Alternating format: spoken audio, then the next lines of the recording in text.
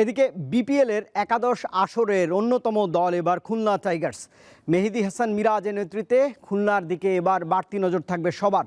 আফিফ হাসান, নাসুমদের নিয়ে গড়া দলটার ঝুলিতে নেই বিপিএলের কোনো শিরোপা, শুধুমাত্র 2019-20 সালে একবার ফাইনালে খেলেছিল খুলনা টাইগার্স।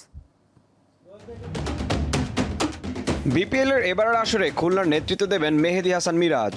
সদ্যই ওয়েস্ট ইন্ডিজের মাটিতে তার নেতৃত্বে 15 বছর পর ক্রিকেটের কুলিন ফরম্যাটে জয় পেয়েছে বাংলাদেশ। তাই এবার খুলনার ফ্র্যাঞ্চাইজিটি তার দিকে মুখিয়ে থাকবে তা নিশ্চিত।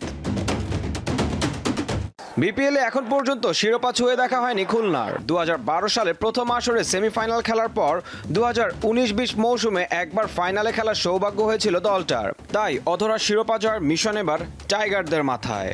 দলের প্রধান কোচের দায়িত্ব পেয়েছেন তালহা জুবায়ের।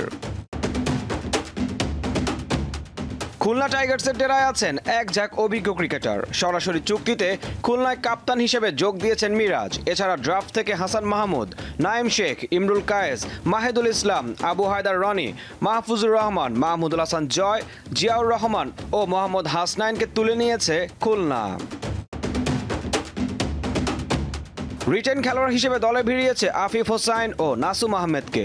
বিদেশিদের মধ্যে সরাসরি চুক্তিতে আছেন মোহাম্মদ নওয়াজ ও শানে থমাস। পেস বিভাগের নেতৃত্ব দেবেন রুবেল হোসেন। যদিও ড্রাফটে তিনি জায়গা না পেলেও পরে তাকে দলে ভিড়িয়েছে খুলনা।